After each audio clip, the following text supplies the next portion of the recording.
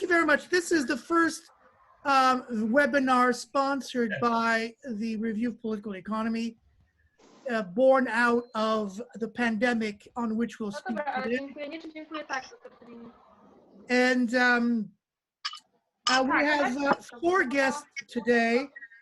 The first is Mario Seccareccia, Professor Emeritus from the University of Ottawa.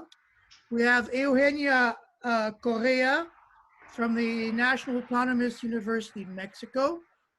We have Riccardo Bellofiore from the University of Bergamo. And we have Orsola Costantini from the United Nations Conference on Trade and Development. The way we're going to function today is that we're going to discuss some questions related to the economic impact of the COVID-19, which France this week has officially stated that it was a feminine COVID-19, by the way, in French, la COVID. And I'm going to ask our panelists a number of very general questions, and I'll get them to respond to it.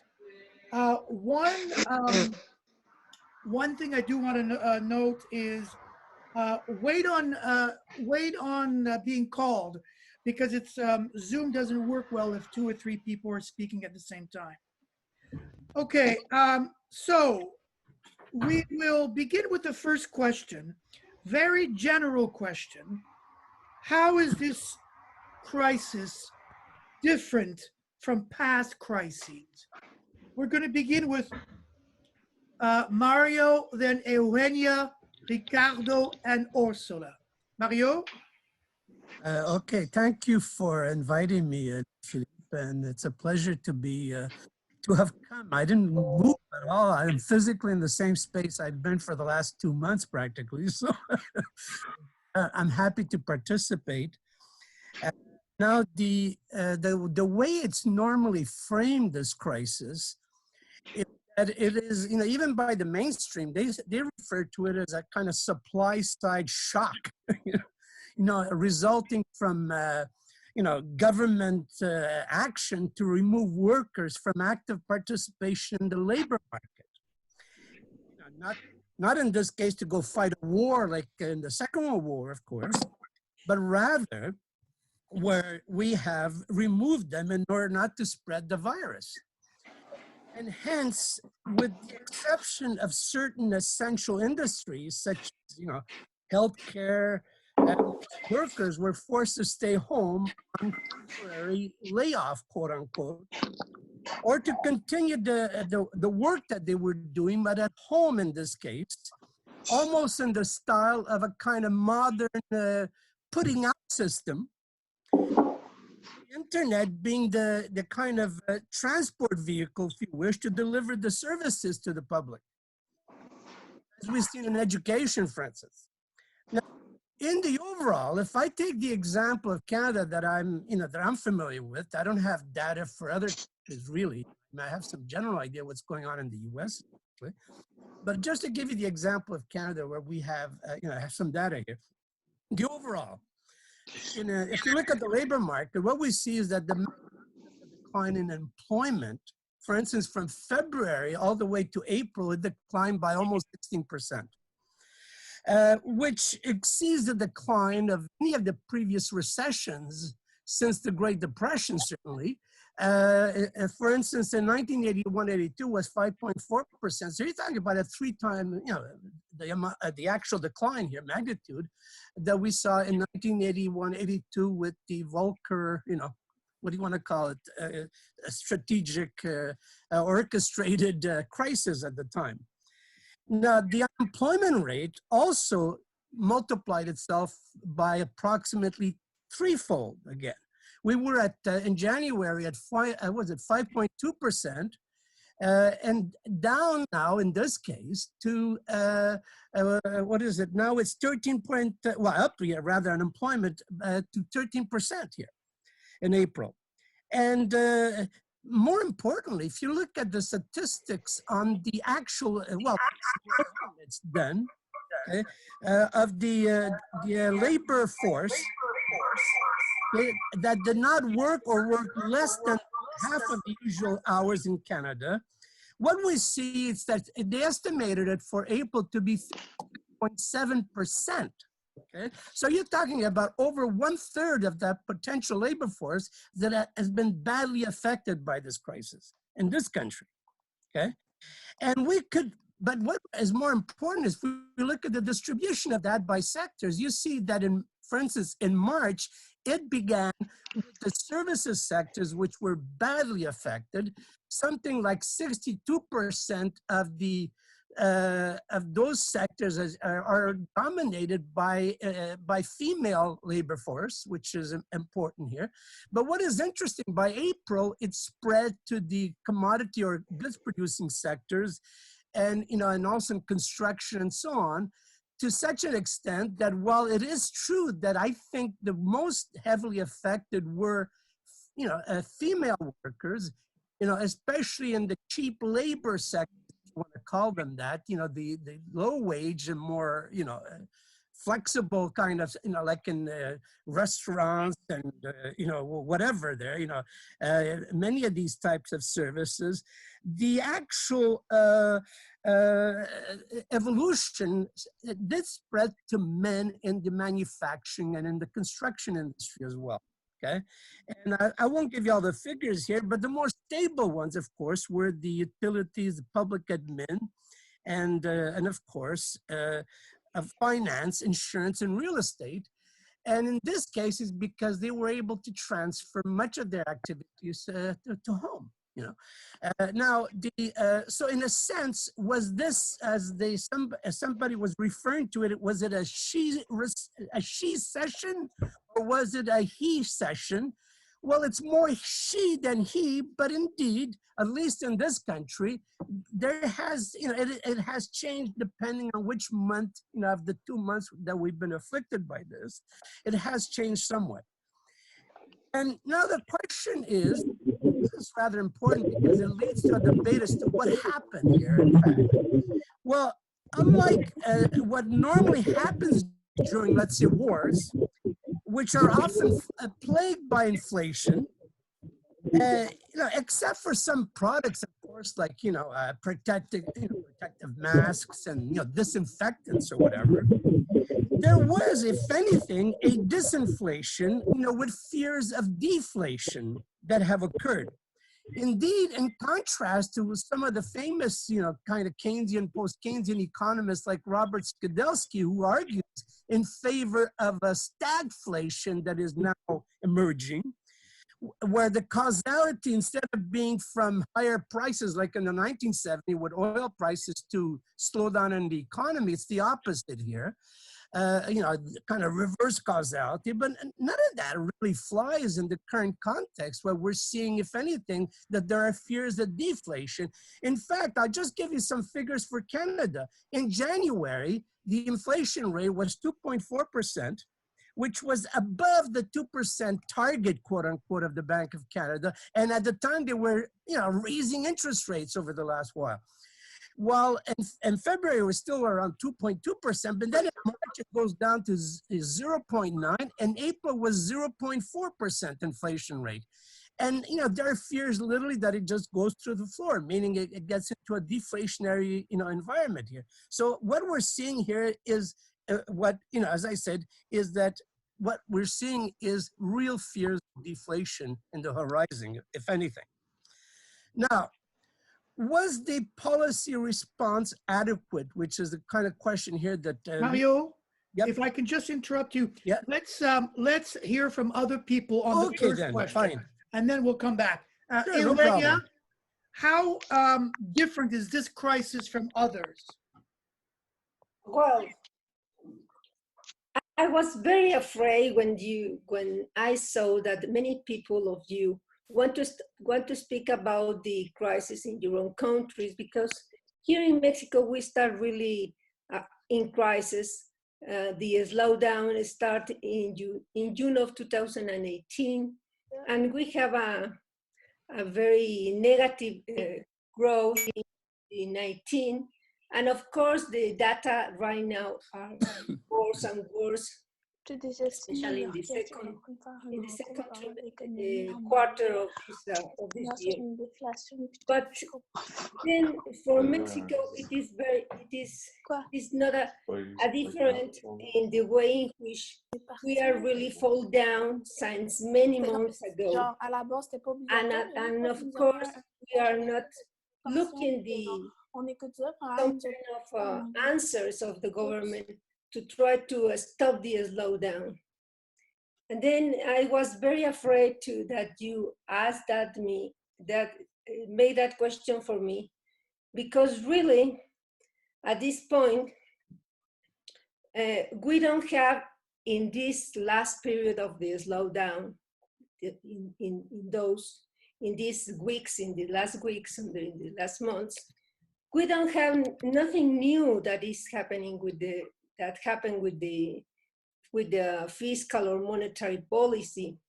Well, monetary policy a little bit, but not in fiscal policy.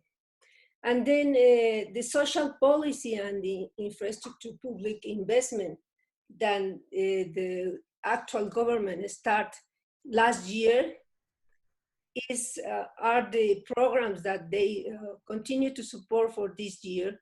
But there are nothing new in this, in social policy or in infrastructure or different, something new in programs to support the crisis or to support the people that are losing their jobs. In Latin America, we find something like in Mexico, in several countries, for example, Brazil and other countries are, what do you say, have a huge commitment with the zero deficit. And then even, let's say, for example, the Western Hemisphere director of the IMF told that right now in Latin America have a very short roof for a start to get in debt or public debt, or to try to expand the public expenditure. And he said that if the government don't do anything, completely anything, there are risks to have a new lose decade for Latin American countries.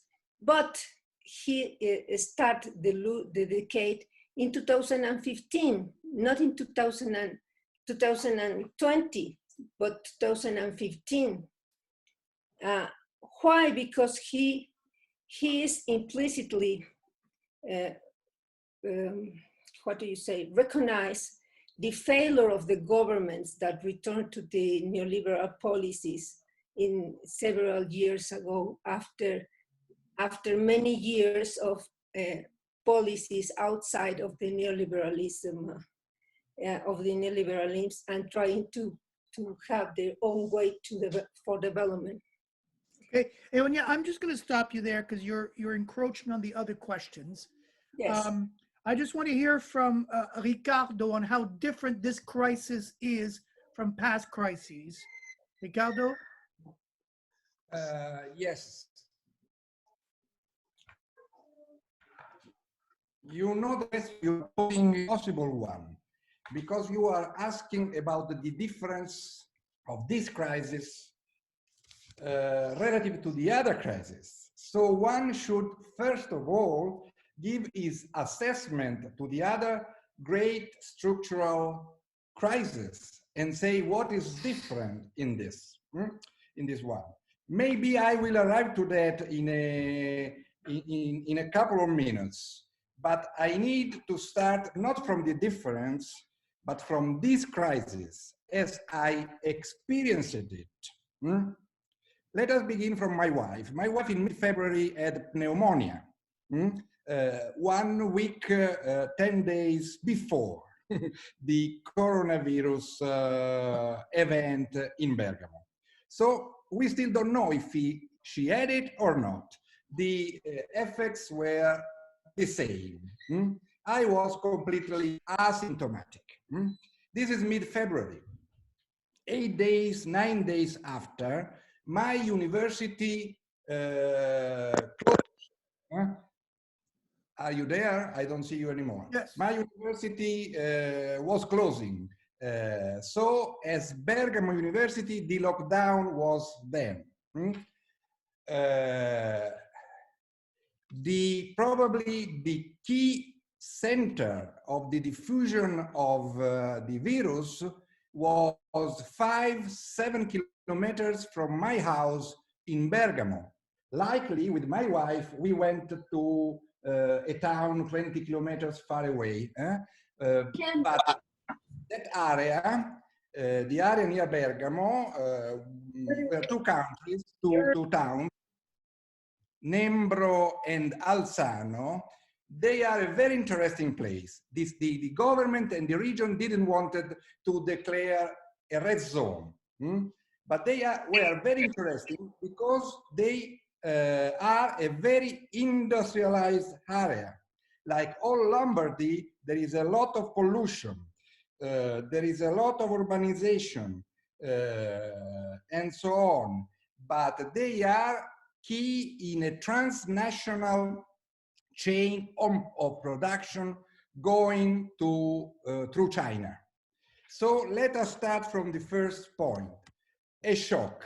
Yes, this is a shock, but it was not exogenous and it was not unexpected. It was not exogenous because it has to do with the capitalist social form, the capitalist organization of production, of circulation of goods, of distribution, and as a way of life. The transmission of the virus, or the virus, probably the pronunciation, which is due to certain areas production characterized by global inequality, malnutrition, intensive farming, and so on, was very much accelerated. And it was accelerated because this kind of capitalism was accelerating everywhere, including the organization of production and so on. We were, in Lombardy especially, there was a privatization of health. The neoliberal policies are responsible for this. So the catastrophe in Lombardy has to be expected from this point of view. And you have to realize that since 2004, 2005, there is a lot of literature that first among all the others, we discarded this literature, which was talking of pandemics coming to us. Let me say that this acceleration in neoliberalism through austerity and lately through a different organization of production actually goes back to the 40s and 50s. Because if you look at the literature about the ecology, the Anthropocene, and so on, the acceleration came exactly with what? With the Keynesian golden age.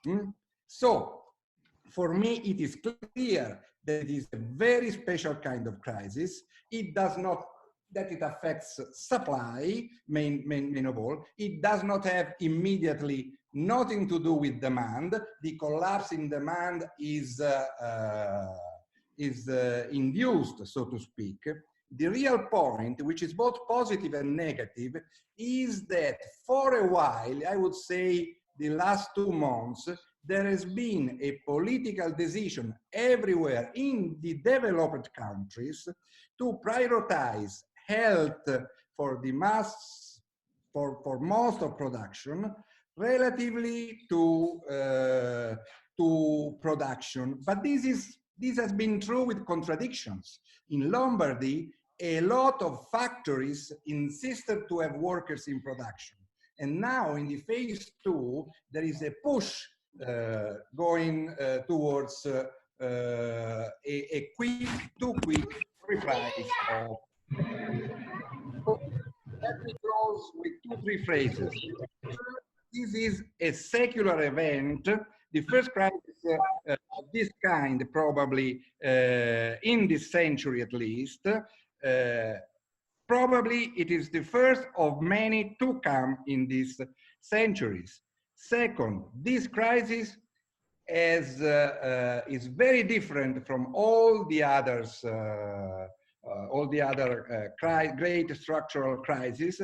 I think of the long depression of the late 19th century, of the great crash of the 30s, of the great stagflation, and of the last crisis. But third phrases, we will speak of this later probably, in the reaction to the crisis, this crisis, there is a continuity, especially from the point of view of the monetary policies, that is, the Fed, the European Central Bank, etc., immediately began where they stopped in 2013, 2015.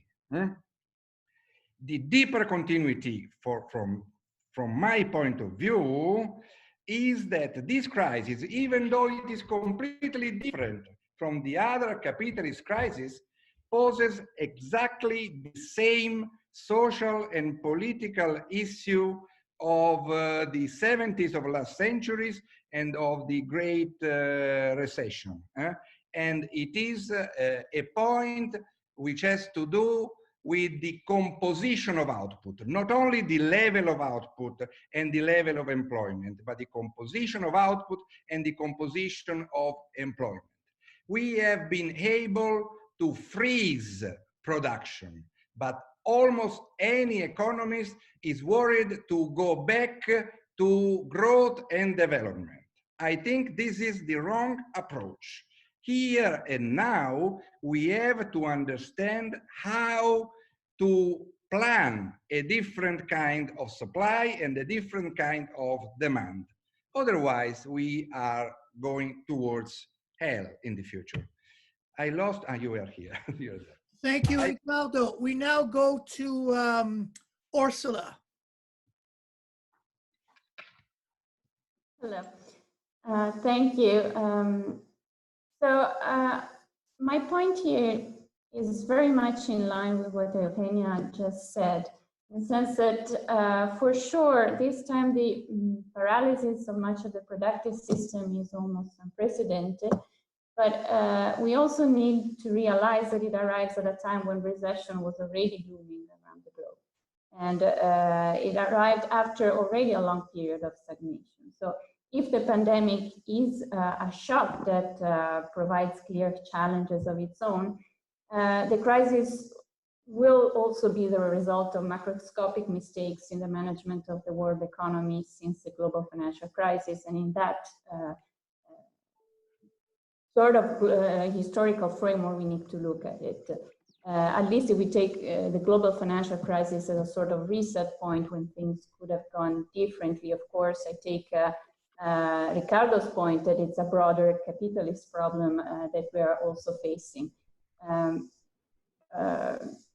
In 2008, the world economy, broadly speaking, was coming from a period of sustained growth, after all, and during which developing countries especially had accumulated high levels of international reserves and had enjoyed the commodity price super cycle. Employment had increased, even if wages had been stagnant for a large part of the working force. We know it was a debt-led growth, but it was also a growth that did mobilize capital and labor in a sense. And moreover, that was being accumulated mostly in developed countries, the US and parts of the European Union.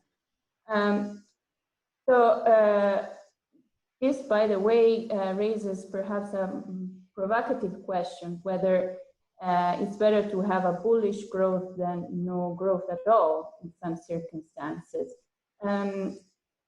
But the very fact that this was happening before the 2008 made it look like a mere management of the economic financial excesses would be enough to avoid large accumulation of debt. And so the line was appropriate monetary policy, even aggressive one, and prudential financial regulation would be sufficient to avoid the next crisis.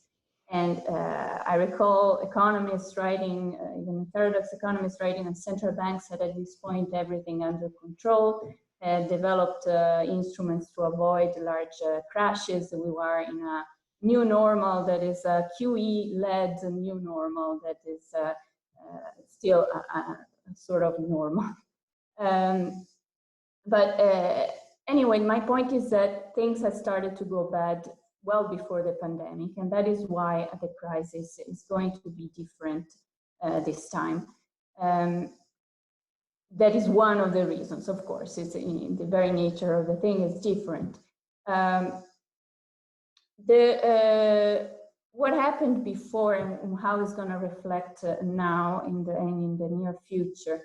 There was a failure to give a progressive political response to the global financial crisis that brought forward right-wing forces, which in places like Brazil and Argentina have essentially undone what previous government had achieved in terms of fight against inequality, and had dried out savings of the economy. So implemented very harsh austerity throughout Latin America.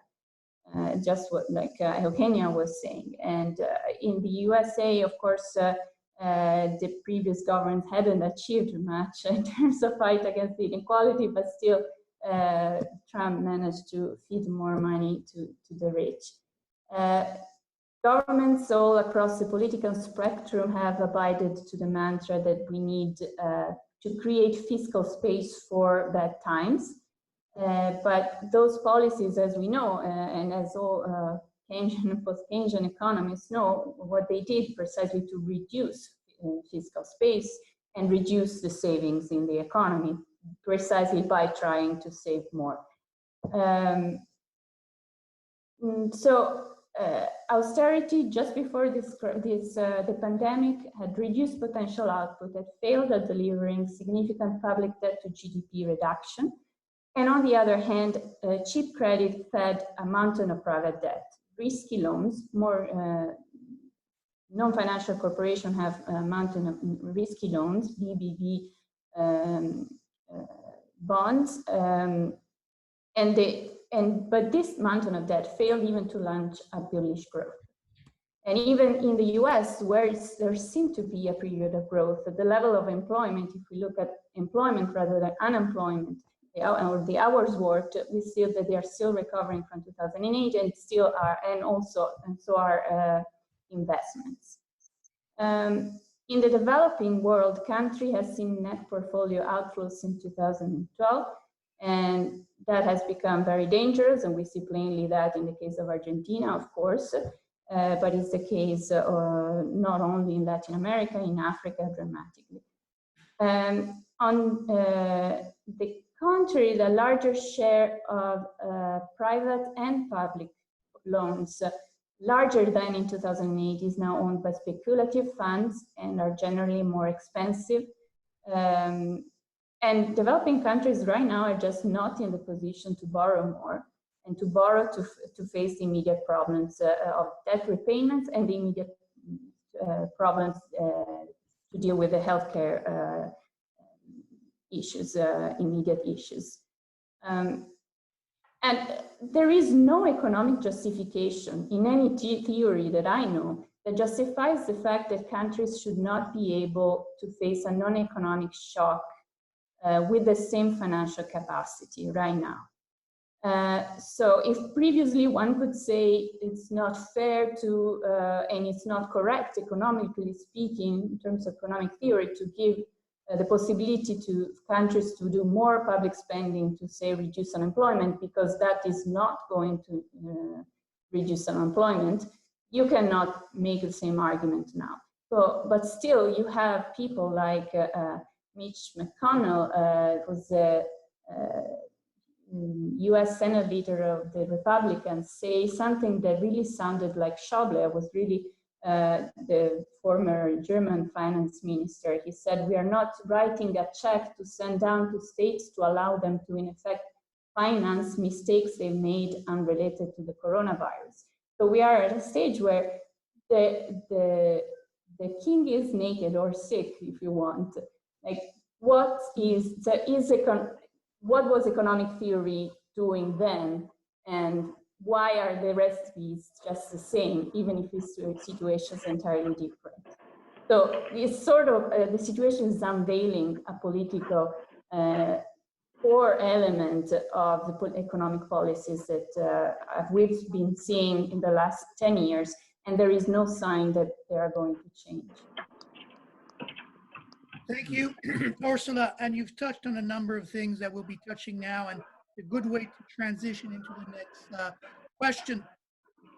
Was the policy response, both fiscal and monetary, adequate?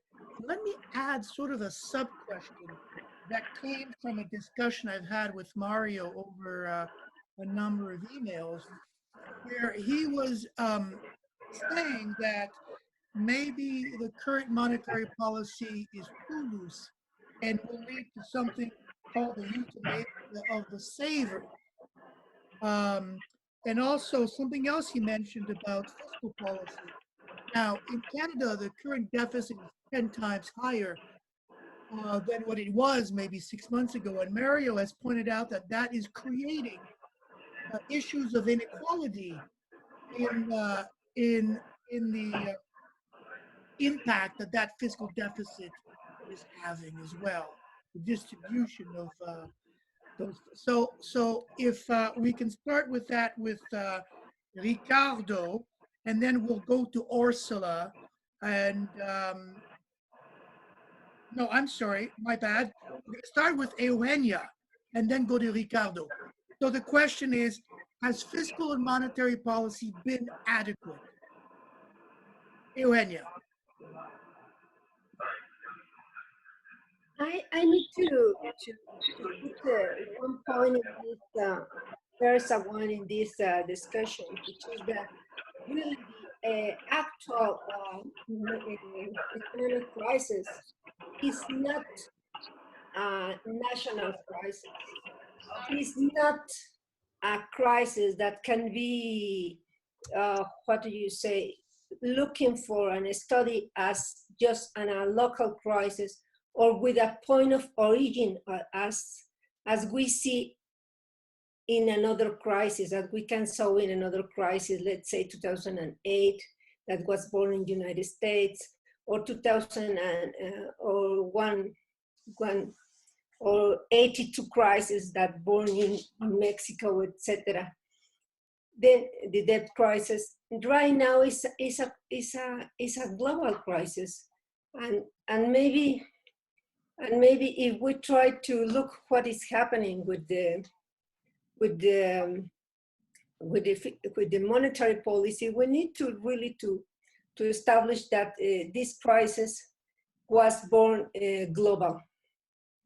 Second one, I think that it is very important to know that this crisis was not sudden or unexpected. Even if it was not expected, or we don't have the information about this exactly coronavirus, COVID-19, we have several different viruses in just in the last 10 years that create an epidemics, etc. And it is true that the austerity policy has not the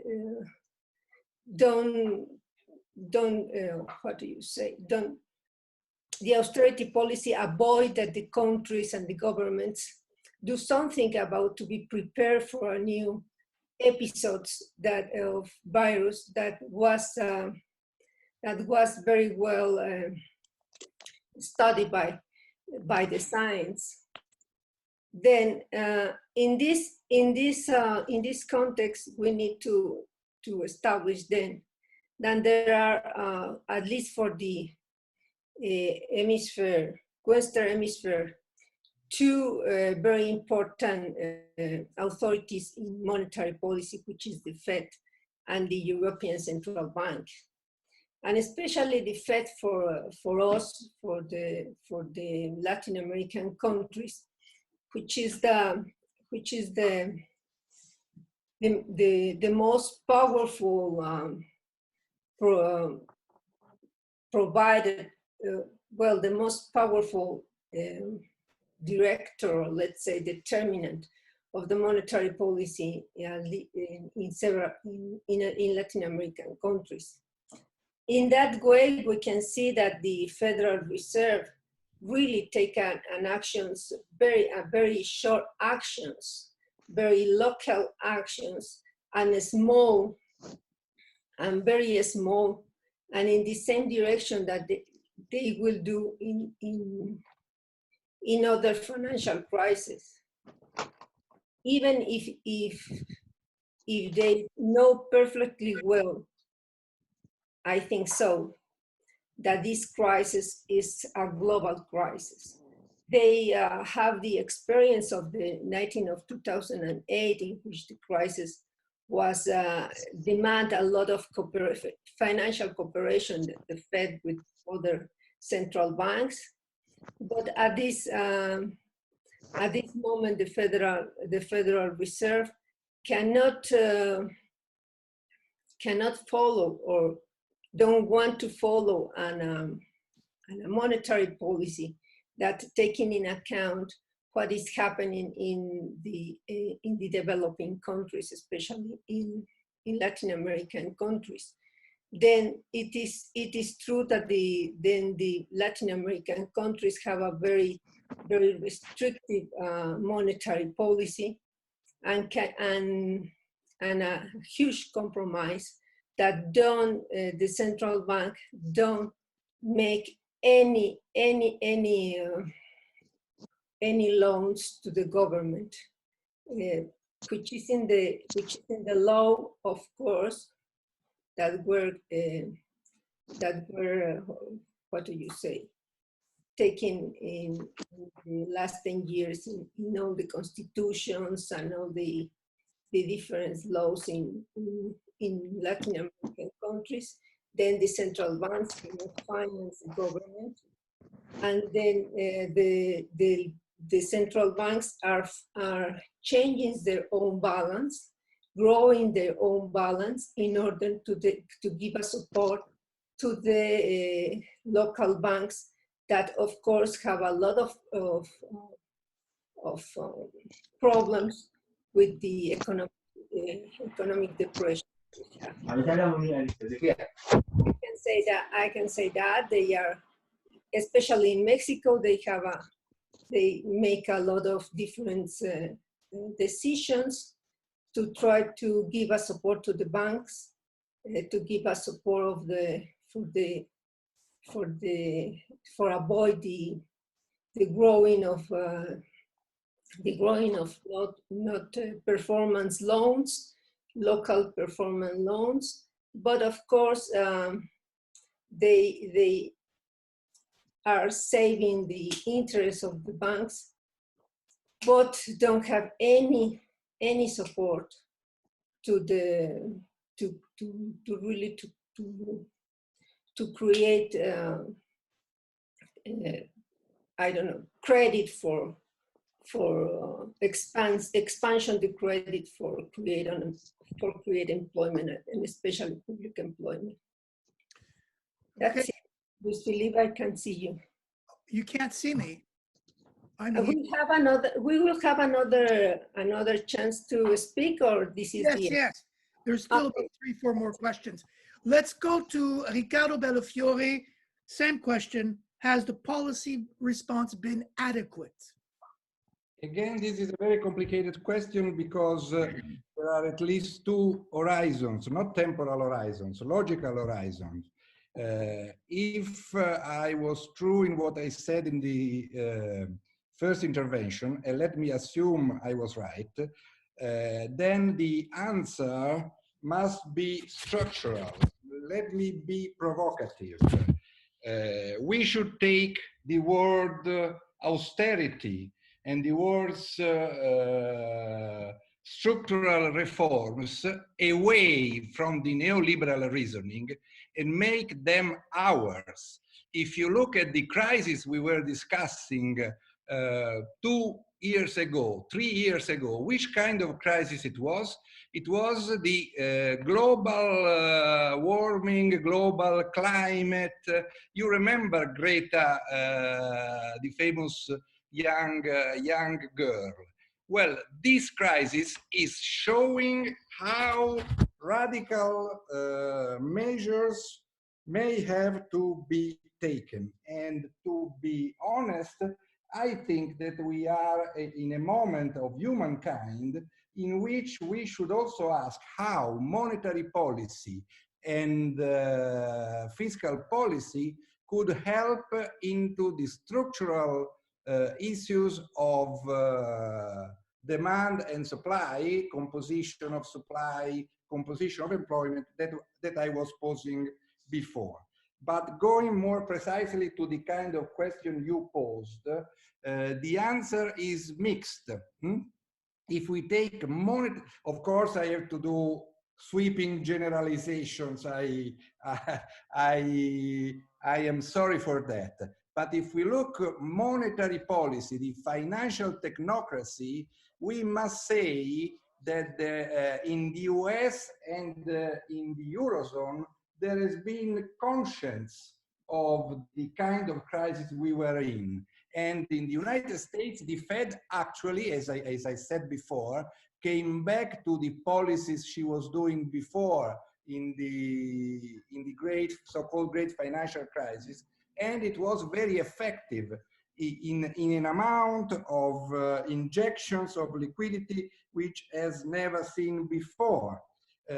After a famous gaffe of Lagarde, the European Central Bank is actually financing the expenditures of governments, even though in the secondary market. So from the point of view of monetary policy at that level, there has been some real contribution, and it was in a sense registered and anticipated by the famous editorial of Mario Draghi in the Financial Times of late March, in which he was saying that in fact it is good that the public debt increases, that there must be subsidies and so on, that companies, households must be helped to survive in this coma. If we go to the fiscal policy, the thing is completely different, unfortunately. I don't know China. Maybe China was really successful, who knows? I have no idea. But in the US and the Eurozone, it is not so, and even in Italy. In Italy, unfortunately, there is the problem, structural problem of inefficiency in the banking system, delay in the government activities, and so on. But the real discussion that is going on is at present about the ESM, the utilization of ESM and Corona bonds. It is a discussion that in a sense is posing a false alternative. I am not very much in favor of the ESM, but it must be said that the hard opposition of all the Italian alternative economists and so on is fighting the old ESM, which involved heavy conditionalities. Now the conditionalities seems to have been removed. Of course, there is a risk that they could be reinserted later, but the real problem is that you don't go out from a crisis like this just with the few sums of the ESM. So you need something else. The something else goes along the way of Eurobonds or Corona bonds. I think that a very good proposal was the so-called Spanish non-paper of April 19, and frankly, I think that's the way to go. The European Union should issue irredeemable securities to finance expenditures of the European unions, not in the form of loans, but in the forms of grants. So the idea is clear. The point is not only to have a mutualization of debt, which is a mutualization of the risks, but also a mutualization of the expenditure in huge amount on a very well-defined ecological plan of reconstructing the economy. So the problem, we know what it is, that it is after the institutional arrangement of the Eurozone, you need to go towards a mutualization also of expenditure. You need to have a real European budget, able to raise also taxes. You have to create a political sovereignty that I would define in terms of a federalist option. This is what is really at stake. The problem is that the Council of the European Union of the 23rd of April ended nowhere. So if you want my opinion is that Europe changes only when crisis deepens.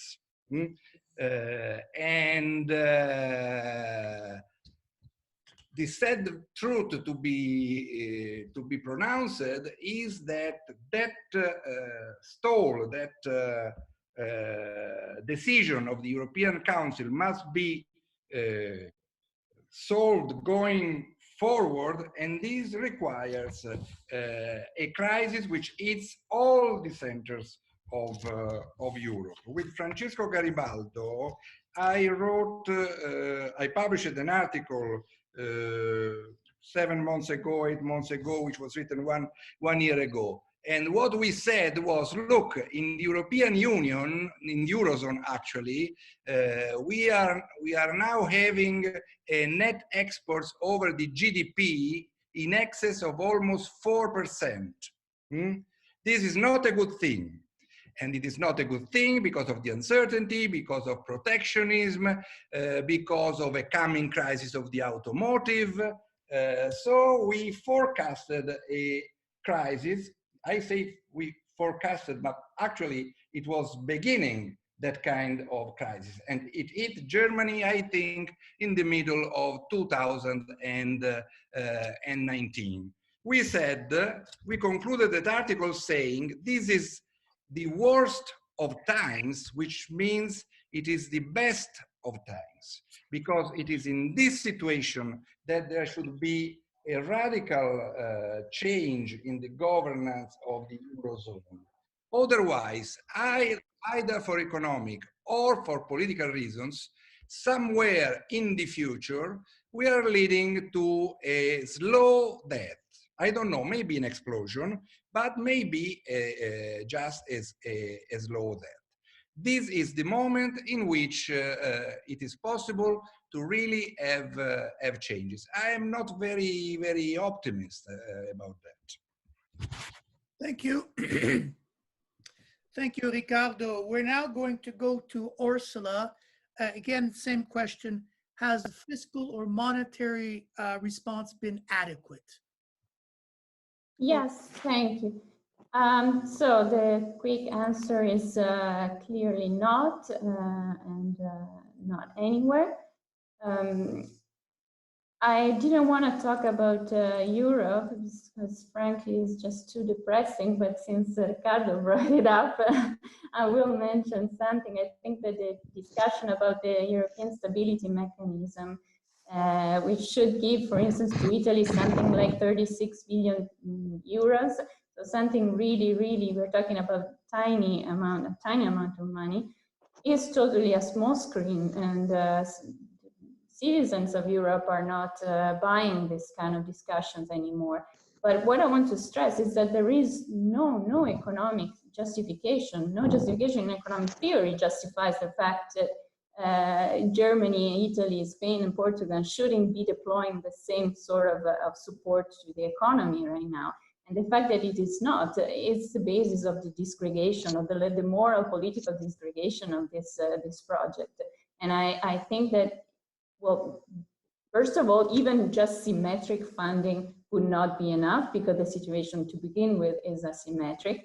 But the fact that you'll have countries that are essentially bankrupt after the economy reopens will open up all sorts of problems. There are political, there are management of migration, because you will get how many people then from Africa or Eastern Europe coming at that point, and well, what should make Italy or Spain stop them at and not let them go further north?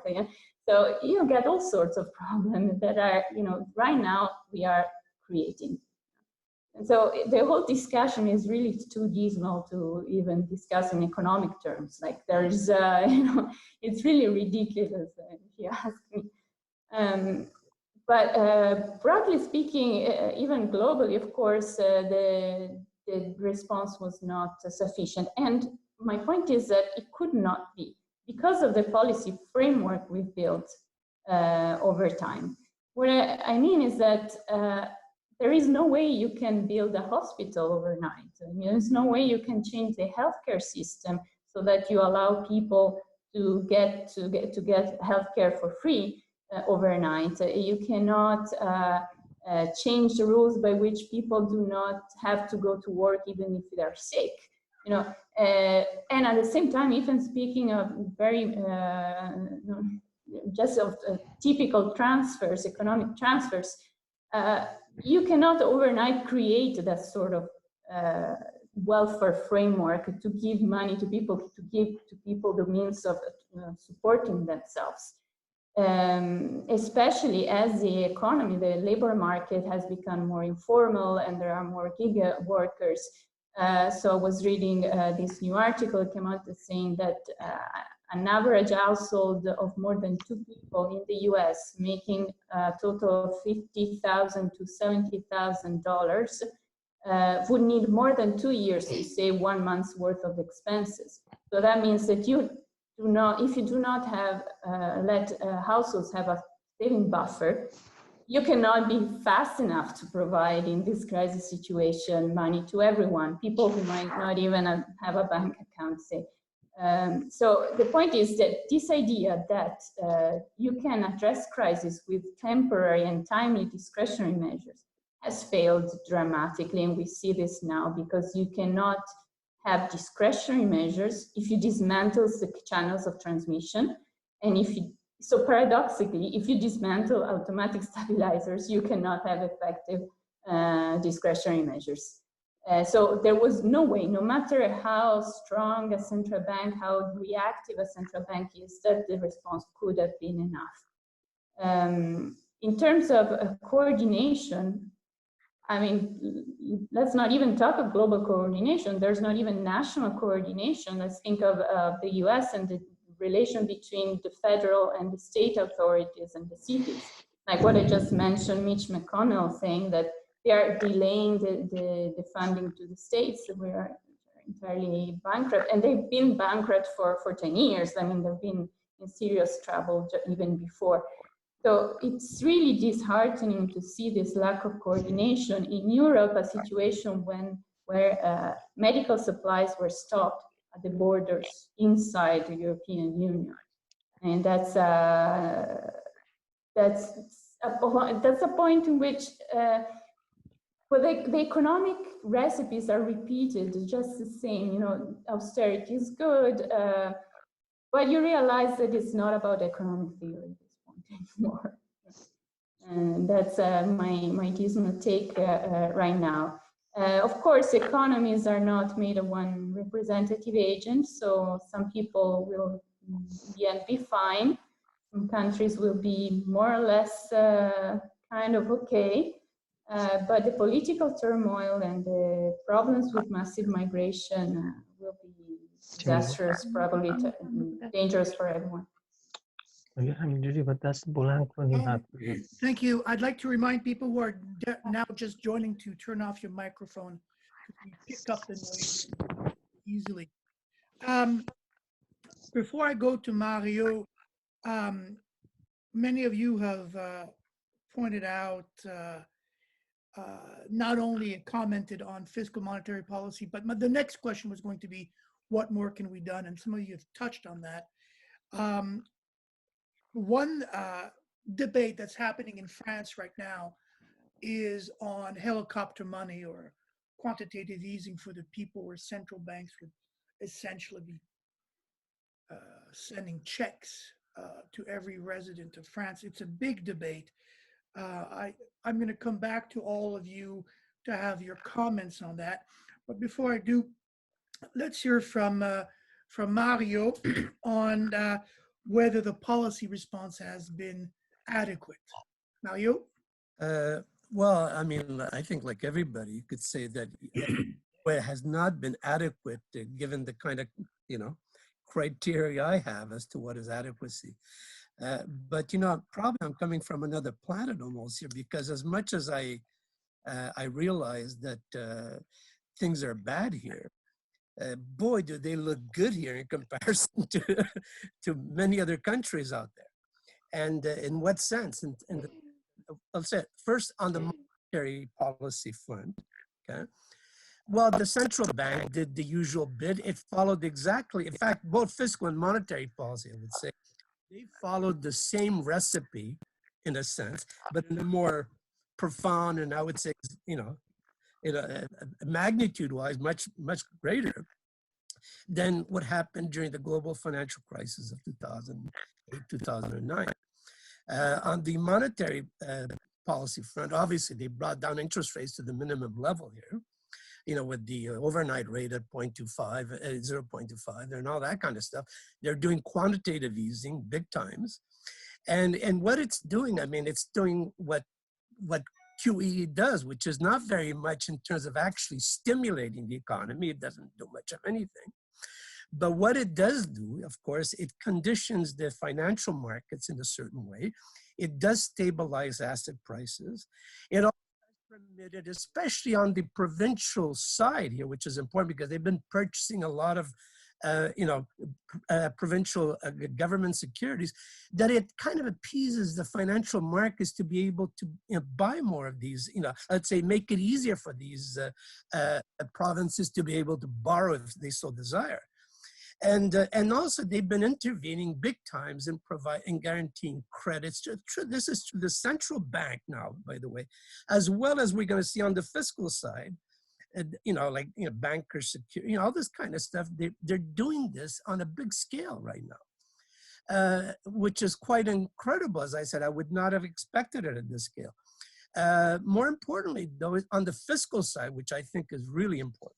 I mean, as Louis-Philippe mentioned, in our country, at least, again, and I think in the US to some extent, but in a kind of distorted way in the US, I would argue. On the fiscal side, what happened, of course, they were what? It was less than 25 billion deficit that was estimated, okay?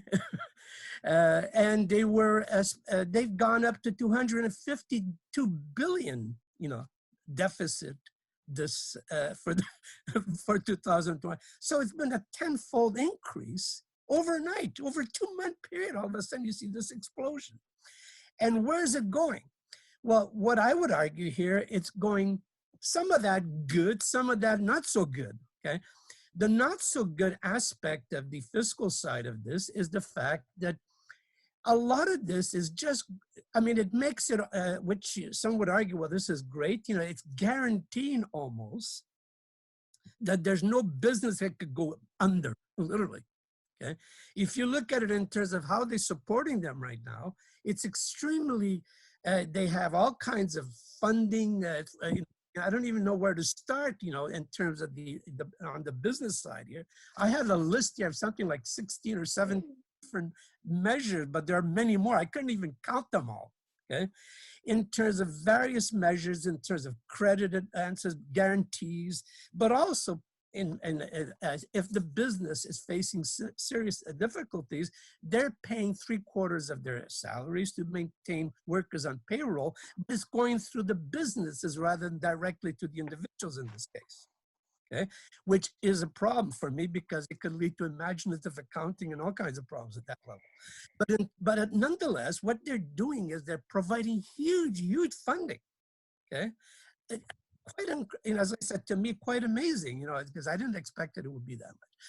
And also at the individual level, you do see direct funding.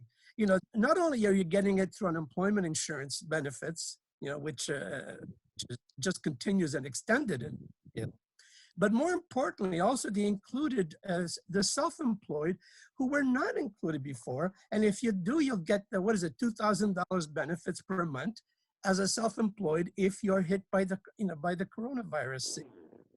And you see that even for students, for the next 4 months, they're guaranteeing, 1,250, whatever it is, the exact amount that they're paying per month. If you were expecting to get a job as a student this summer until August.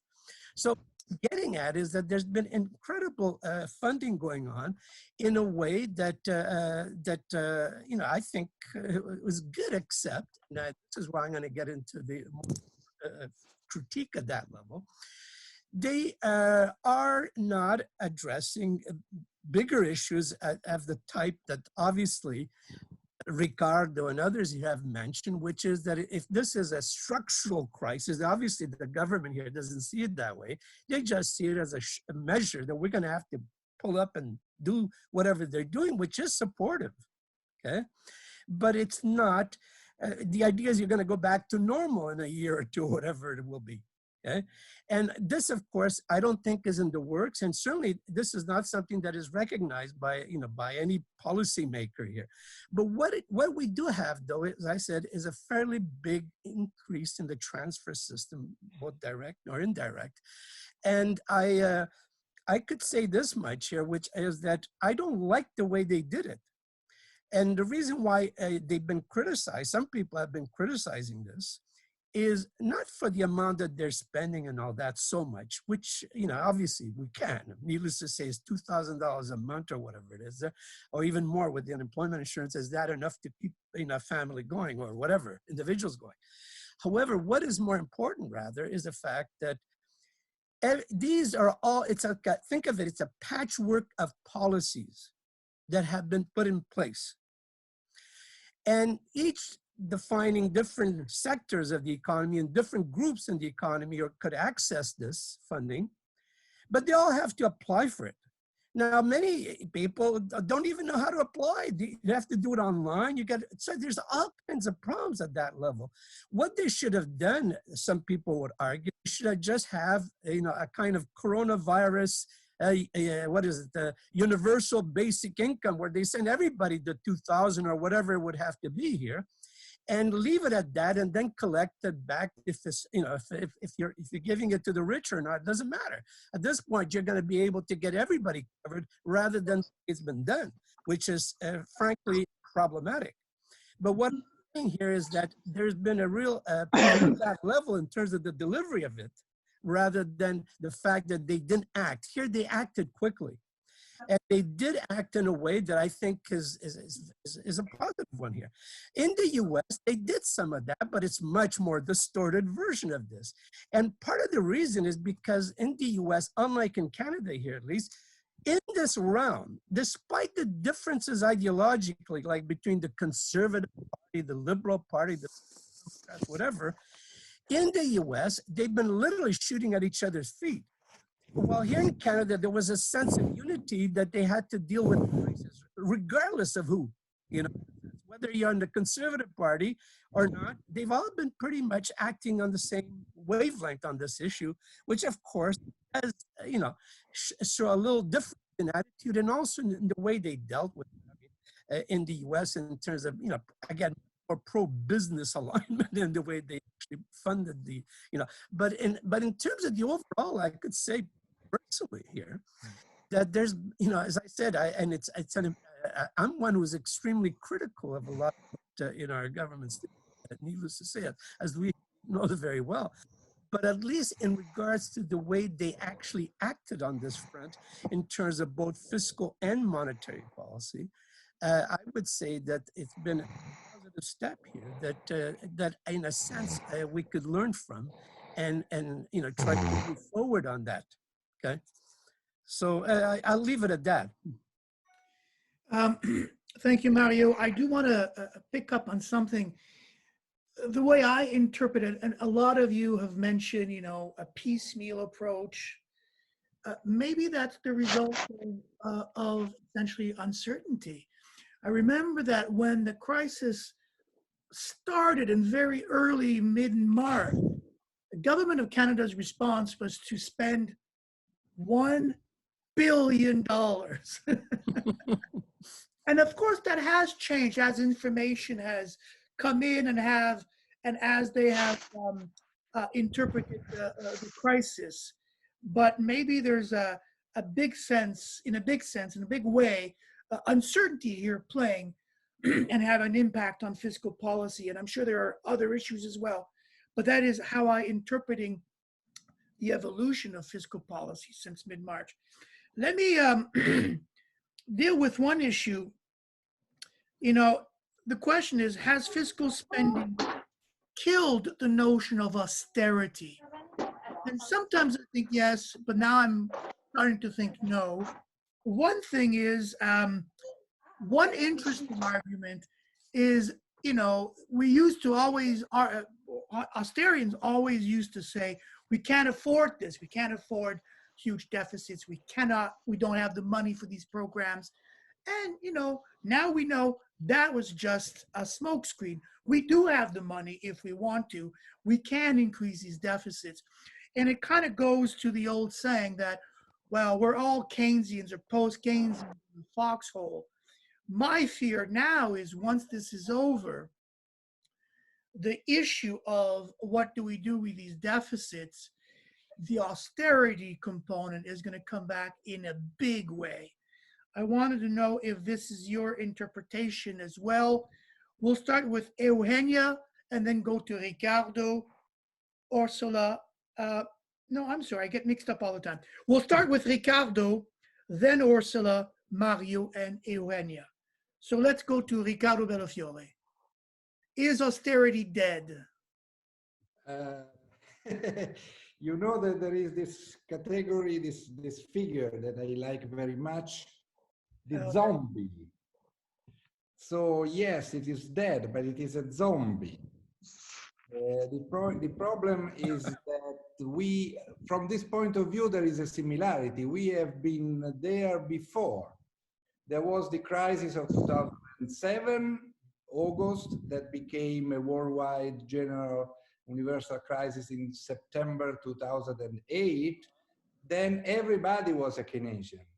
And even Germany probably was the most Keynesian country in Europe. In 2 years from then, everybody wanted austerity. So I expect exactly the same thing. There are two articles which are quite sobering and interesting. I think that everything should change now. But the two articles are by Dani Rodrik and Philippe Mirowski. Rodrik says everybody will remain where he is. That is, they will interpret the reality in front of us as confirming their opinion, their ideas.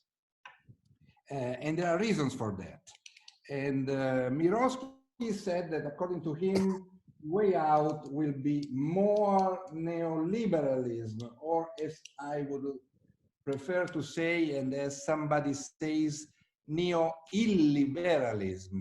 And that's what I think is the future. So austerity is definitely a risk, not in the term, of course, that I use for austerity. I think we should go towards austerity, a different model, etc. But of course, we will have the usual neoliberal cuts, etc. There is a place where something interesting, and it is Europe. The fact that Louis-Philippe said, now we know that you can create money, go into deficit and debts. Well, everybody seemed to know except in Europe.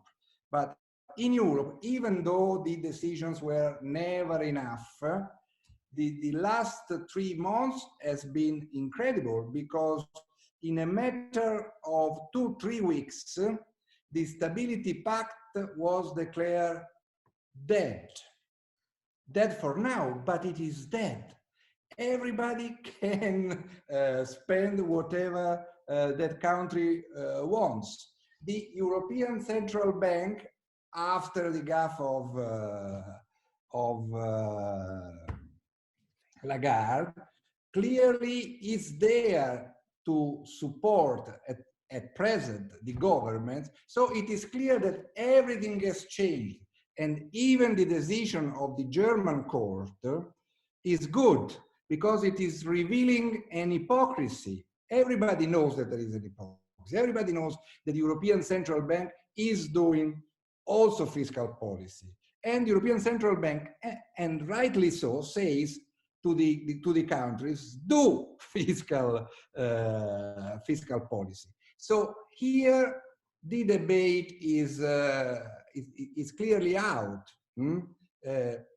I repeat, I am pessimist, so what I fear is in 2-3 years that the austerity people will be more enforced, except for the other possibility, which is we are really entering into a new phase in which there is the risk of pandemics and so on. I don't want to scandalize any of you, but the two most interesting articles that I have read in the last couple of months, one is from the Financial Times, an editorial of the editorial committee, the one which says the virus needs us more or less to change the social contract. And it says that there might be a radical break, going back to guaranteed work, health and education as investment, and so on. But here, more or less, I know that you would agree with me. But there is another thing that impressed me. It was published, I think, the day after in his blog. You know, of course, John Cochrane, Real Business Cycle. He was incredibly smart. I don't agree with his politics, but what he said was, look, we have an incredible shock on supply. We have two ways in front of us. One is what I would define the pessimist scenario, which is in 1.5 years, 2 years, we are out. We think we are out. We go back to the old ways of living. And in 10 years, we are down again, or in 20 years, we are down again. The other scenario that I call provocatively the optimist one is that we realize that we are actually in a world in which our ways of lives and also our ranking of the worthiness of the jobs is completely changing. So, of course, what he's saying is, look, guys, society, if somebody like this exists, must adapt. Politics has nothing to do. But what he really realized is that we are going towards a new world in which our ways of lives, our ways of work, our ways of consumption, etc., has to be changed radically. You know, this crisis has been compared to a war. This comparison does not work very well 99% of the time. But in one thing, it is true. Like in the war, we had to mobilize all resources and in an organized way. And if you look at the notion of planning, including Soviet planning, it is not very important, Karl Marx. It is important the war, First World War, Otto Neurath, the writings on physical. Now, I'm not saying we are still there, but I'm saying the problem that we face with global climate change and with the virus is of that order.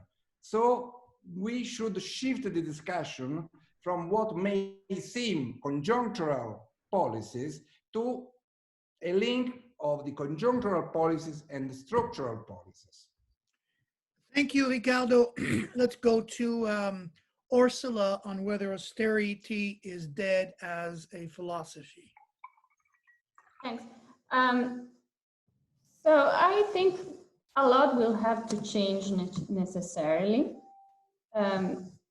Certainly, however, some countries, if the international monetary system, if the situation of like capital controls, if there all those institutional conditions that would allow or not to be able to service debt, to repay debt in the future, will not be able to do anything but austerity. So that's a constraint that, regardless of what they would like to do, is looming. You know, it's gonna remain there. And Italy, for example, is one of those, unless the ECB continues what it's been doing now. But we have no insurance that it will. On the other hand, some other countries also that, to say with the IMF, do have fiscal space, not because they saved it before, but for other reasons. They will take the chance to actually do what they were unable to justify before. So Germany, I think it's just perfect for Germany to be able to justify its action in the real economy, supporting firms, which they have planned to do since the second quarter of 2019, when they started having almost a recession. So I think that some countries for sure will have a sort of Keynesian, we can call it, Keynesian if we want, a reaction to the crisis. Some will not be able to do it. But after the immediate reaction, for sure something will have to change, precisely because the reality has changed. And we don't know exactly how. And I think that some countries will really have trouble paying back debt.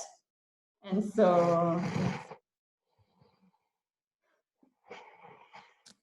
I don't know who it is, but someone. it's very, very distant. I'm going through everybody here. Okay. Sorry, Orsola, are you done?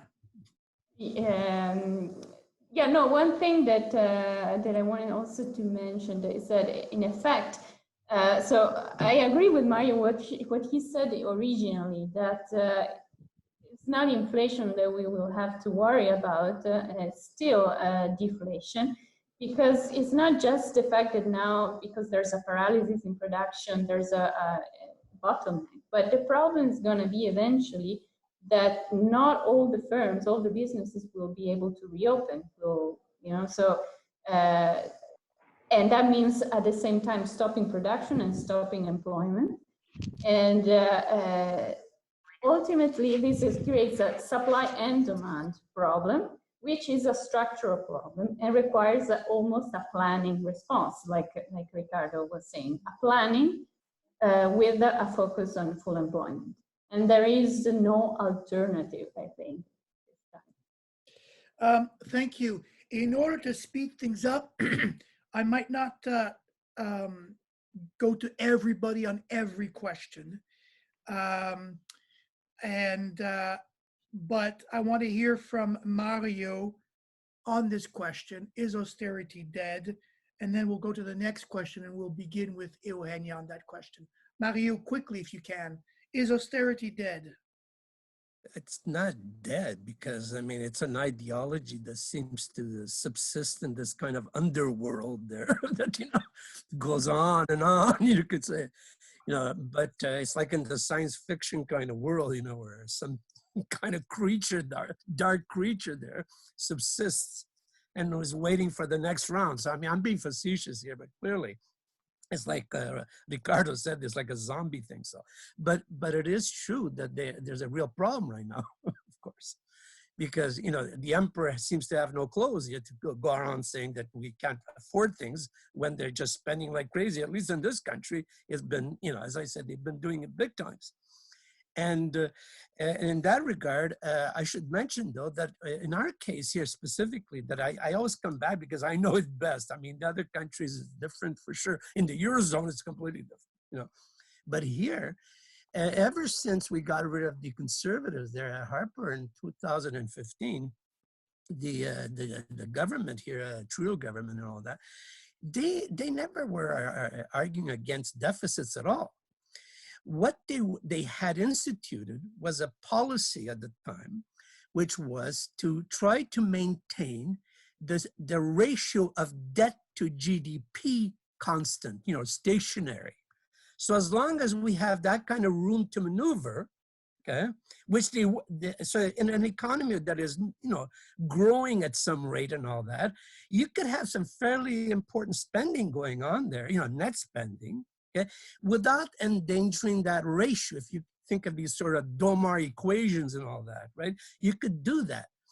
And in fact, this is what they were doing until this crisis now, okay? And what has happened here is they threw it up in the air, basically, completely exploded it. Well, in what sense? It's not a huge thing. I mean, compared to some of these other countries like Japan, we're nowhere near that. I mean, we went up from around, I think it was 89% of ratio of gross debt to GDP to maybe over 100 now, or something like that anyways. What is obvious here is that what will happen, and I'm convinced that will happen, okay, is that they try to go back to that because, as I said, they don't believe that there's a structural crisis here. They think that we could go back to some normality. So if we could, so in that regard, I would say here that they're going to try to institute this kind of policy that they had been pursuing, which, by the way, is not just specific to this country. I mean, there's some other countries that have also sort of, subscribed to this idea, if you want to call it that. Which I think it doesn't fly at all. I mean, the idea of debt to GDP ratio being constant. I mean, look at Japan, where it's 250% there. I mean, they're not going bankrupt anytime soon either. So we know it's not an issue here in reality, but it's the way it's been framed over the last while.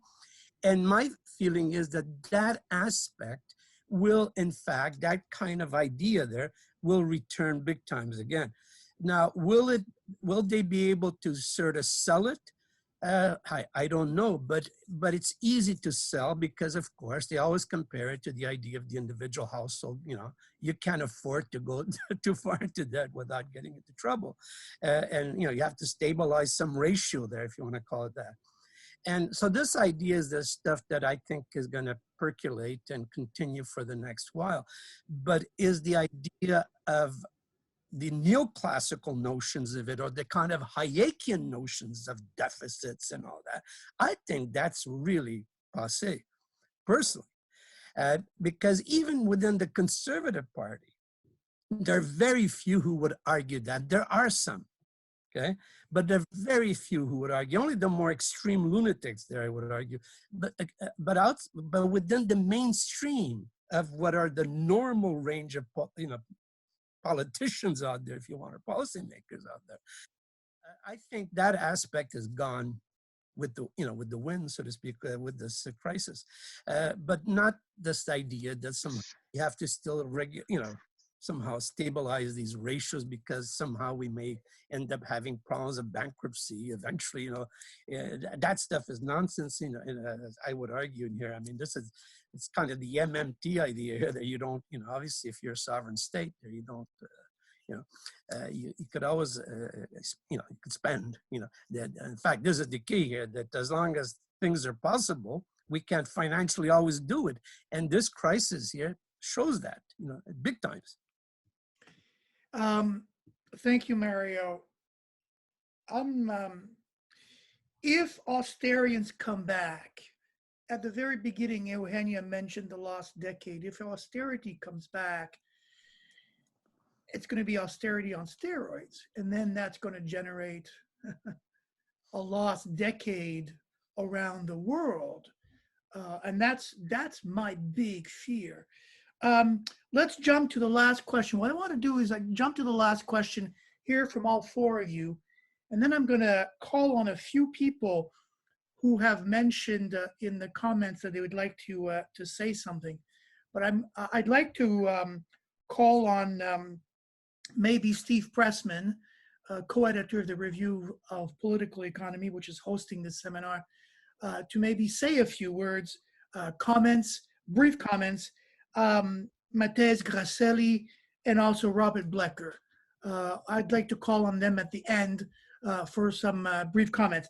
So the last question is, we've been talking about these deficits and policy response, and my question is this, to go to what Riccardo has been talking about, the second wave.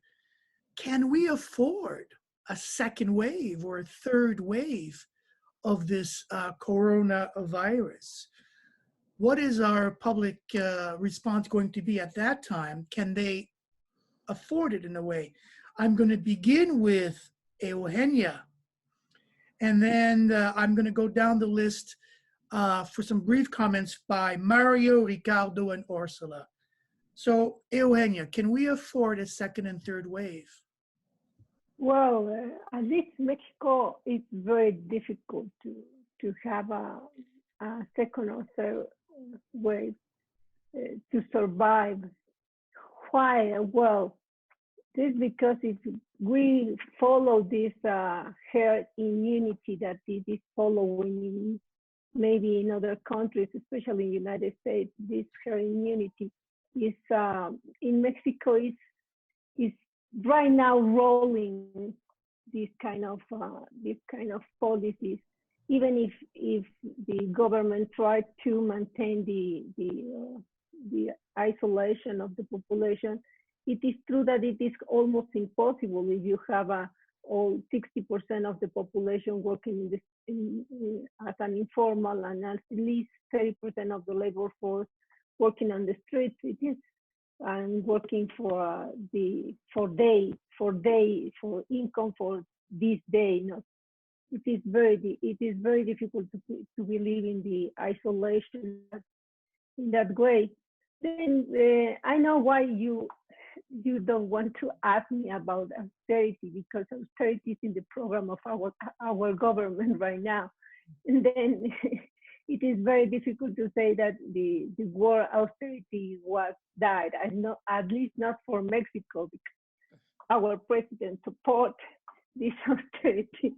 And then and of course they are discussing about the increase of taxes, the tax reform, and increase the public sector prices, like for example energy, and more. And of course they want to accept the loans from, and of course the conditionality of the IMF. Then we are taking all these policies as our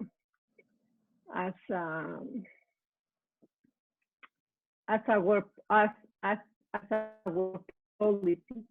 Then it is very difficult to think that we can survive all this, especially not the middle classes and the poorest, and we will have new poor people for very sure. Last year, I think my estimation is that the new government create 1 million new poor in Mexico. And right now, with the losses in income, and maybe we can add at least another 2 million of people poor.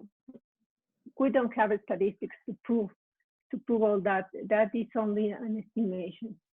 But I want to go, because it is our last chance to speak. I want to go to the problem of that. What is really the creation of this crisis at the global level? The creation is that we have an stagnation of the labor forces in many countries. Since several months ago, the stagnation started in Korea, United Kingdom, Turkey, Thailand, and Iran.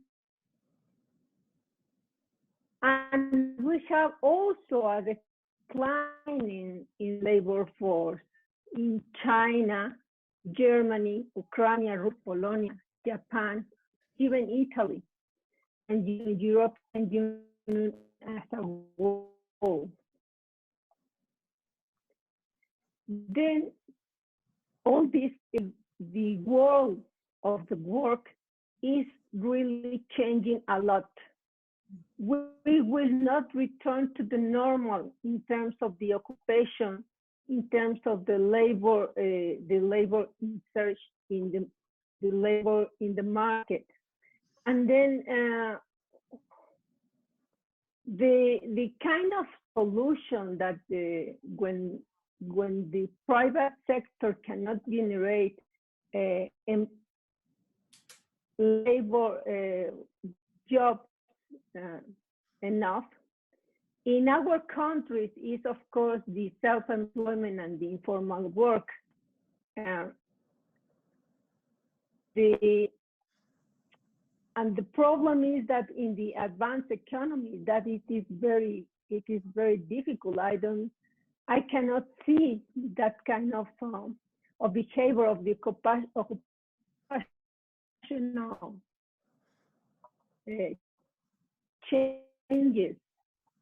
I think that and your last question that you don't want to make me, you don't have a time, but I need to say two words about.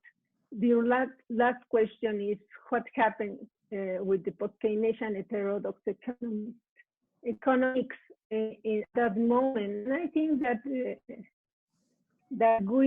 we as an post-Keynesian, we see this straw in someone else's eyes and not the bean in our own eyes.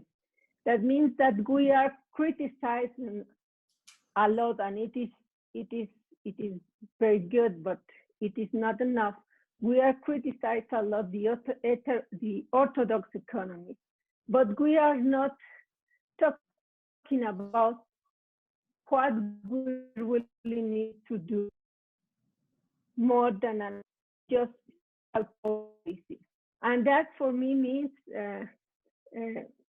increase really very, very deeply the public employment. If we cannot, if the austerity will be here with us for many, many years more, if we cannot enlarge the public employment in just right now, and of course in the next years. Thank you. Thank you. For people who were wondering, one of the questions that was on the list that I sent to the speakers was, how does this crisis, the COVID-19, how does it impact post-Keynesian theory and heterodox economics? And that is what Eugenia was referring to. And I skipped it because we're running out of time, but perhaps I'll organize a webinar just on that question alone. I think that's worth exploring. If you can be brief, the question is, can we survive a second wave of this crisis? Mario Seccareccia. Okay, well, I'll be very brief. I'll quote a famous Canadian politician who passed away a long time back in the 80s, who was the father of the healthcare system here. So, and he argued basically, and I think it's a Keynesian idea, which is simply that whatever is physically possible to do, it is also financially possible to do. And therefore, yes, we can. we can. It's just that, do we want to? Or are we going to be blocked by ideology and phony ideas about the world? That's the bottom line. Yeah, I mean, I agree with you that, yes, we can. But at which point will deficit hysteria? Well, this is the point. Yeah, this is it. And that's what I would say to you, that's going to come back to haunt us. Yeah. But I was trying to point out one thing about this thing about that ratio argument, not because I believe in those ratios, idea of stability or that and all that, but it's clear that if we're going to go up, let's say in our case, we've gone up to 100% or whatever it is of GDP, in the case of the federal deficit.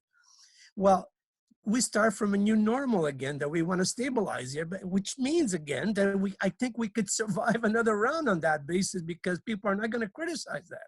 You see what I mean? They're not going to tell you to go back to the original, as long as that is something that is feasible, that people will buy, as I said, politically, it can't happen. And now in this country, like obviously in the Eurozone, is a complete lunacy situation there. Either anything goes right now, which because the rules are being broken everywhere, but eventually either they go back to whatever, bizarre state that they have been, or they're going to have to completely revamp that structure. But in those countries, even in the US, where we don't have that kind of situation, or even Mexico, I mean, this is the lunacy of AMLO, not because it's not feasible to do things there. And that's the bottom line, I mean, obviously we can, but can we address these concerns? And it's not just throwing money at the world in a sense. I think this is where maybe Eugenia and I, who have worked on this stuff a bit more, coming back to what I would call this kind of Polanyian perspective almost, that I've been influenced a lot over the years, which is the primacy of the community over the market and all these sorts of things, okay? And which in a sense also brings us to, whether or not these, what has changed in terms of theories, whatever, over the last while. Well, I think that's what's been happening. And we see that in so many ways, both at the macro, even the micro level, in terms of, the idea that, like pricing, here's a good example. We have not had any outrageous changes in prices in this country at all. Not only because there are these deflationary pressures, but even for those commodities that were in short supply, like, the example of masks or whatever, okay? Alcohol, the disinfectants, all these sorts of things. It hasn't happened because of social pressure brought upon from the community that you cannot do that, okay? And it hasn't happened. Here, maybe somewhere else it has. But the point here is that it's this idea of the primacy of the community over the idea of, in which it should be embedded, the market, as a side, as a something that you allow for rather than that to take hold and dominate. So in that regard, as I said, this is something that, yeah, we could, it's just that we have to reassert the primacy of the community over over all this other nonsense that is sold to us, which is sort of embedding the community in the, in the so-called market that really doesn't exist, because there's just a bunch of individuals who control it. Thank you. Thank you, Mario. And just to comment on the, Jose Orero sent a comment, and he says, there's no debt limit. And I think we all agree on that. My question was whether the governments were going to accept that. Of course. Or cave into financial pressure, whatever pressure there is. Let's go to Riccardo on this last question, whether we can afford a second and third wave. Louis-Philippe, we could not afford the first wave. That is the point. The choice, and as I said, it was from certain point of views an amazing positive choice until it lasted, was how we reacted. Not like with the Spanish flu, but blocking production. And we didn't choose the first wave. We probably will not choose the second wave, since I fear that a kind of second wave will be there. The point is, if we are able to profit at least from the first and or the second. I have problems with everybody, including me, when we use the term we. You, Louis-Philippe, very often use the term we. Mario used the term community. Unfortunately, this crisis, more than any other, shows that there is a huge class dimension. Those who are able to work at home, like me, we have our income and place more or less guaranteed. I am exhausted by online teaching. My social and personal balance exploded after the first couple of days in which I was very happy not to see my colleagues. But look outside positions which are privileged, like mine or like ours, probably for many of you.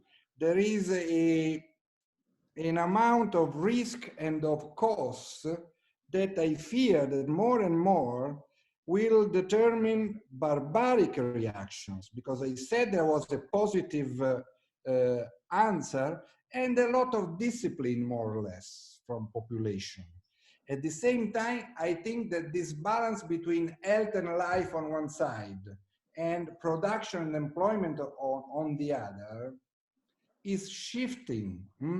And how we call them, the masses, the community, at a certain point in a society which is reached by the market, even if the politics is there, is ruled by the market, they could go very, I don't know if say far right or organicist reactions, etc. So this is a problem. Now, in the first wave, if it is relatively short, you can go on with the monetary policy basing on a survival strategy.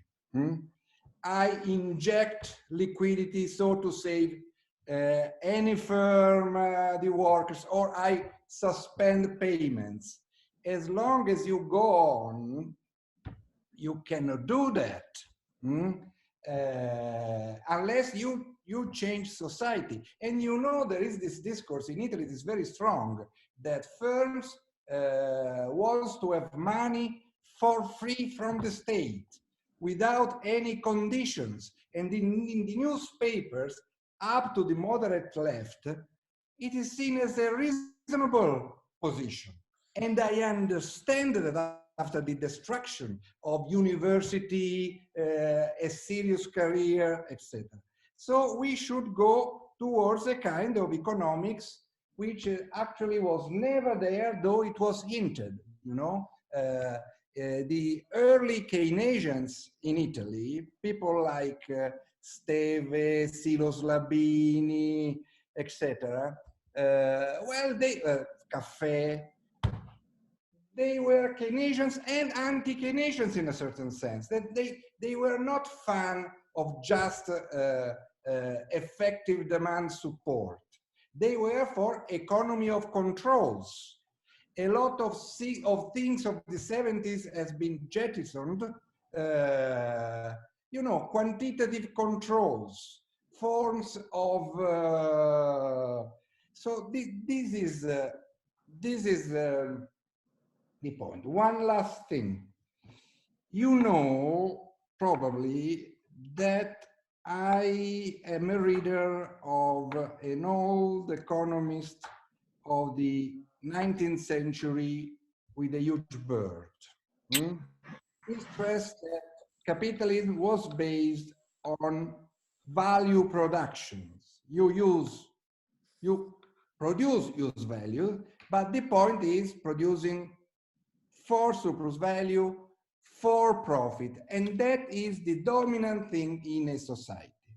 Most of the interesting things said by Keynes and the post-Keynesians, which of course are useful in this situation, is to say, yes, we must sustain capitalism, but we can do that producing useful things, social use values, not necessarily directly based on profit surplus value production.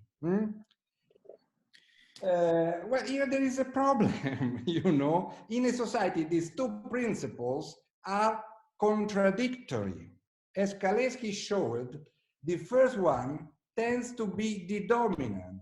And in this kind of historical episodes, well, the contradictions with global warming, with the virus, with this community, which is a class society, risks to become explosive, you know. So this a new heterodoxy. I go to the issue raised by Eugenia.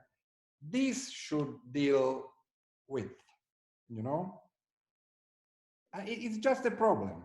I try to deal with this with the socialization of investment, but it is a problem of the principle ruling close, and the principle ruling society will be resisted. Now we are in the situation in which to face these class changes, we have to go structurally everywhere. I don't know, maybe Eugenia raised the problem of taxes. This is the moment in which an intervention on taxes must be done not to finance expenditure, you know, because that's stupid, but because there are a lot of things relating in this crisis, income, wealth, where we give the money that we take from the people like me who are at home with our current accounts. We are not spending on consumption. They could even take us some money, you know. But that's the thing which must be within an idea of society, which is not just life support or stimulus, because the terminology of stimulus here is. Thank you, Riccardo. Of course, we know that the 19th century economist with the big beard that you were referring to is Vilfredo Pareto, yes? Exactly. Oh, yeah, there are many actually. I thought so. I had to Google to try to make the joke work. Okay, Orsola, you're going to have the last word. Okay. Can we survive a second wave? Yeah, let me just say to Riccardo to be careful when he say that your job is privileged and safe. Also because you or I, for instance, are certainly not essential workers. So the next thing you know, it might be that in a socialist planned economy, you might find yourself in the assembly line instead. Near pension. Oh, well, okay, fair enough. Even less essential then.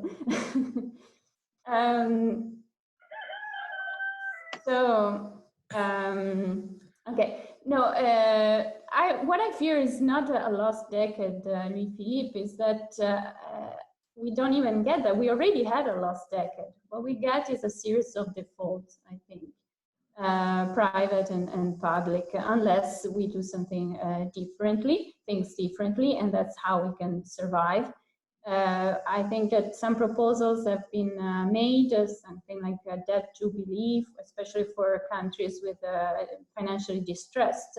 UNCTAD itself promoted such a policy suggestion together with an increase in SDR available from the IMF and an increase in the recuperation of the funds that developed countries did not provide over the past 10 years to developing countries, which were promised.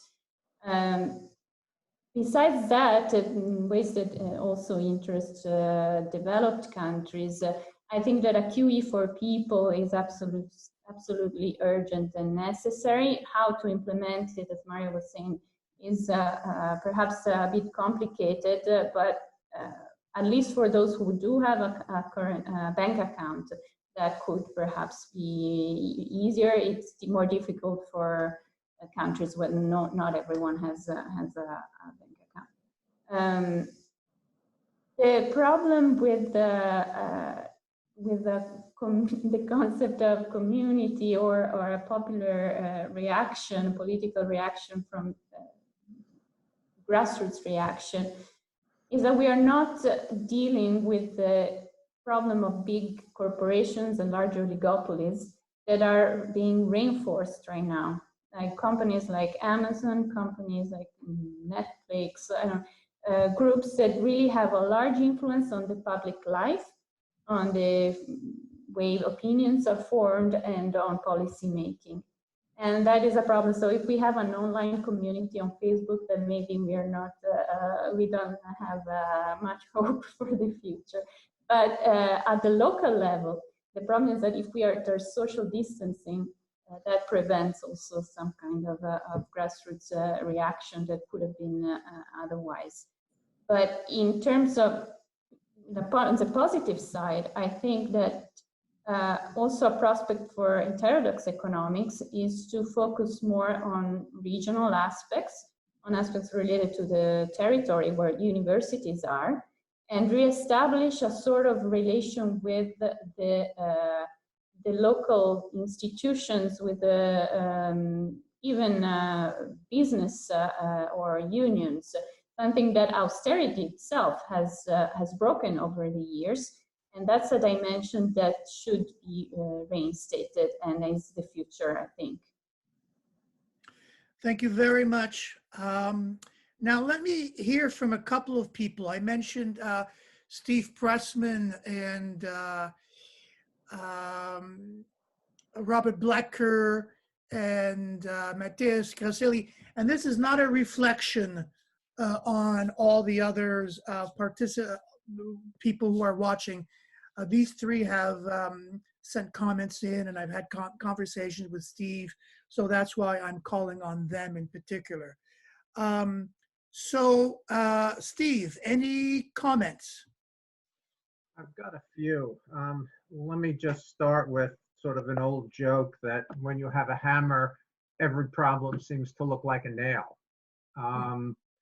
There is a health crisis and not an economic crisis, and it really needs to be looked at first and foremost, at least for now, as a health problem. And that really limits the ability of economics, especially post-Keynesian economists, to actually wind up helping. The theory of effective demand does us no good now.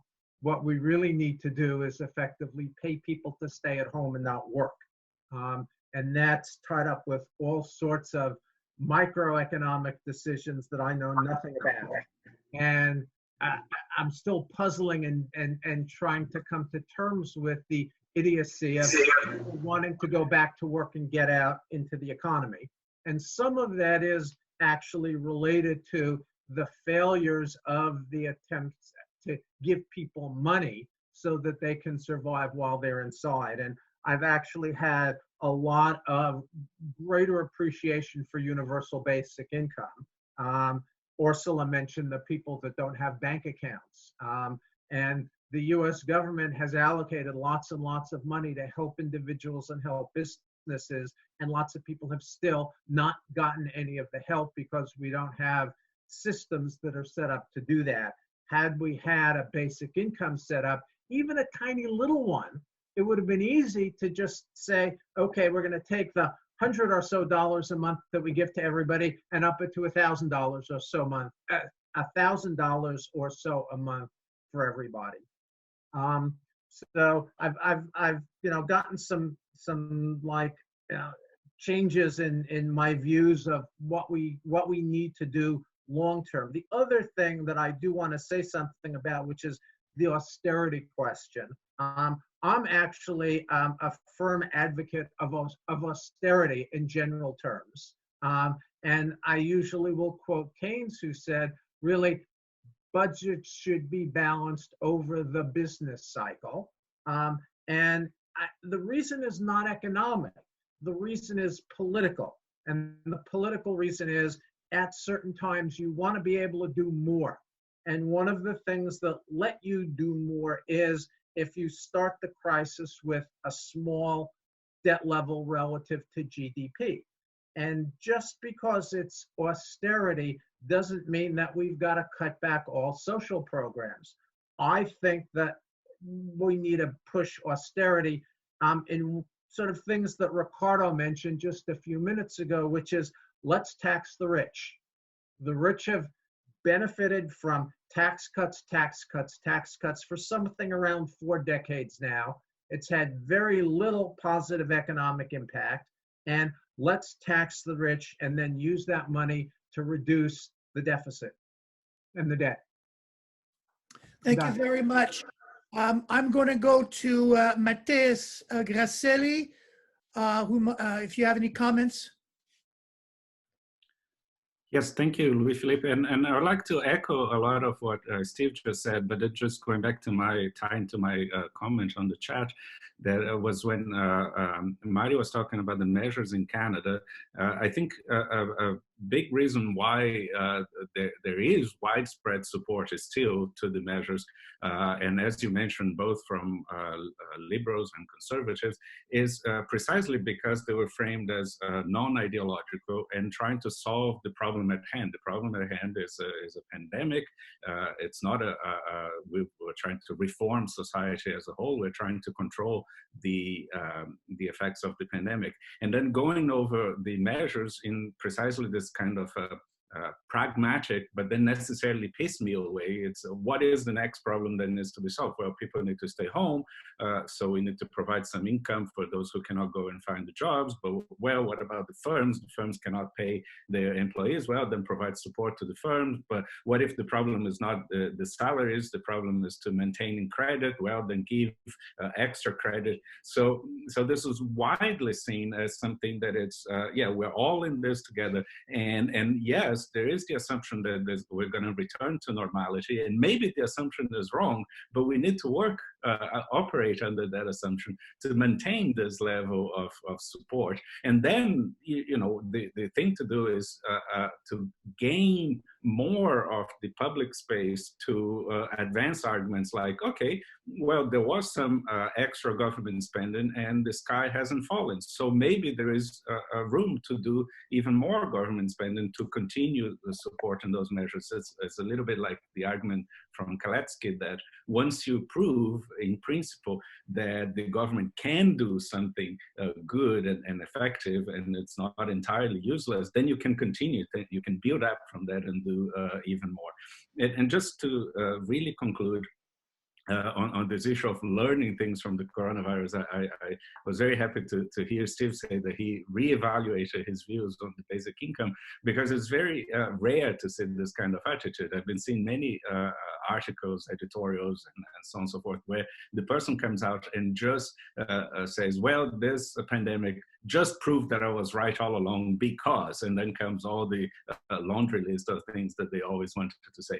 I think it's an opportunity even for post-Keynesian heterodox economists to reevaluate and refine. So I think, you know, we, broadly speaking, I don't have a problem with saying we, Riccardo, we progressives have won a lot of the argument because of the pandemic, but there are things that can be refined. For example, a lot of post-Keynesian theory that I'm familiar with operates with the assumption of overcapacity and underutilization. So yes, if you bring up aggregate demand, then you correct situations of disequilibrium. But what if you're not there? What if the capacity, the supply, so it was a supply shock, not only in terms of labor, but when the pandemic is over, we're going to see that a lot of the supply chain links are going to be broken. The actual, you know, capital has been lost in some of the links of the supply chain, not only labor. So refine the theory to address those aspects, refine the assumptions, and progress, win in the argument over time. Thank you. And it's just, you just proved that I was right all along. That maybe I'll do a webinar on that question itself. I will give the last comment to Robert Blecker, that I have to unmute. There you go. Robert. Hello, and well, if I'm the last comment, the first thing I should say is to thank Louis-Philippe and Steve and everyone else who helped to organize this. It's just really great in the midst of this isolation in our homes to connect with all of you around the world and to hear so many really valuable perspectives. So I just want to add a few comments on the US situation.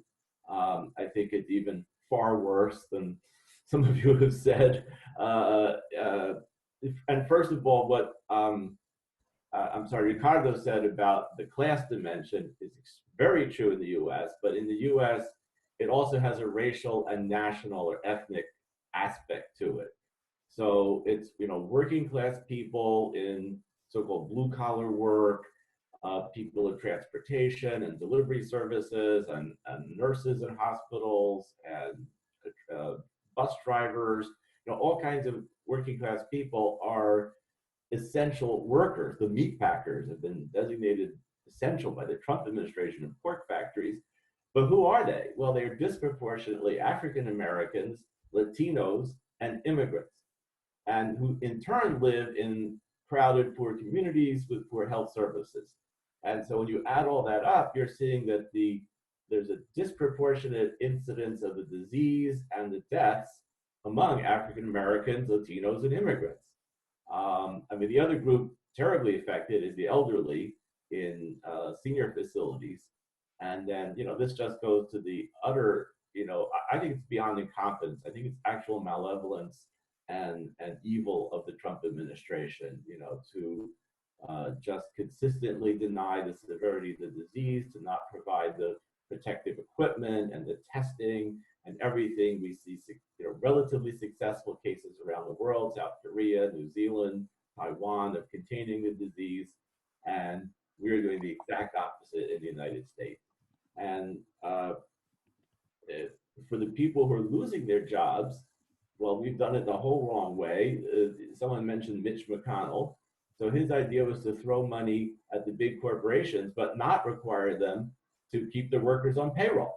So billions of dollars go into United Airlines, and then they furlough all the employees who then are in danger of losing their health benefits in the middle of a pandemic. You cannot imagine a worse outcome.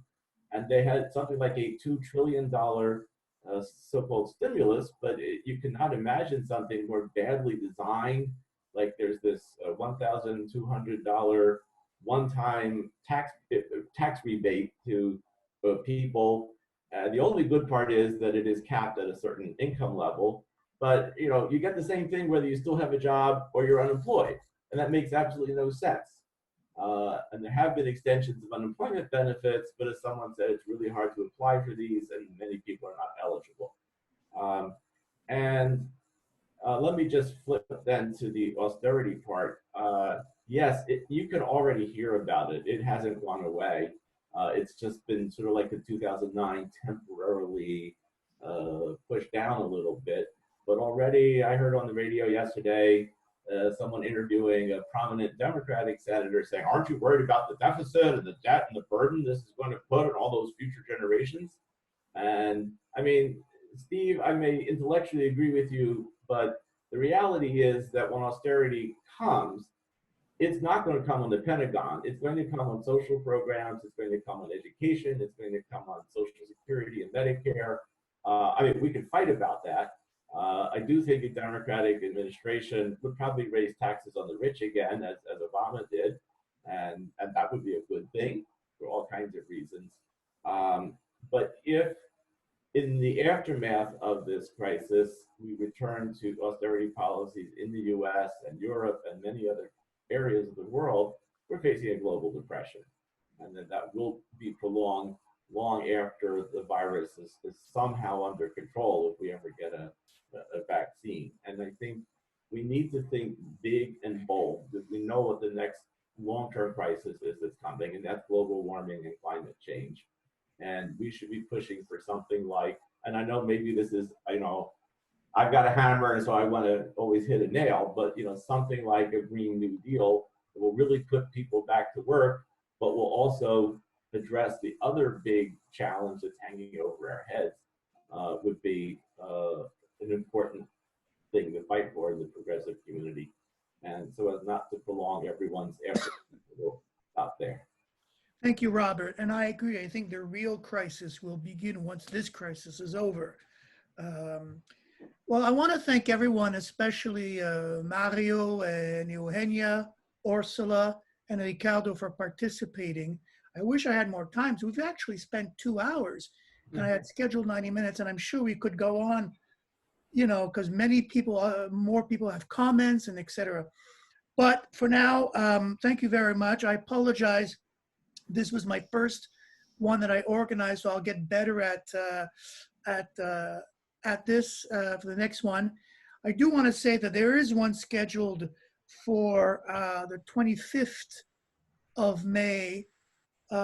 This is a mini symposium that will be published in the journal on whether central banks have learned anything from the crisis, from the financial crisis. And it has morphed into, have they learned anything from these crises? And it has Matthias Grasselli and Richard Werner, Brett Fulweiler, and our friend Lehman Christoph. Yes, Christoph Lehman from the Central Bank of Hungary. And these are papers that came out of this conference that I organized last year in France. So they will be on May 25th. And I will organize one on how this is impacting post-Keynesian economics. Many of you have mentioned this, and this was one of the questions that we ran out of time, but I will have a special webinar on this. I'd like to thank Steve Pressman, the co-editor, for his encouragement. This is, I think, a great way of staying in touch and of sharing ideas. And I want to thank everyone who has joined in. There was about 85 to 90 people who were listening. So thank you very much. And I'll send invitations and information about the next webinar series. Until then, everyone, please stay safe, stay healthy, and we'll see each other, I hope, maybe January or in Chicago or in New York at the end of February. Who knows? Who knows? Thank you very much, everybody. Bye-bye. Thank you. Bye. Ciao. Goes.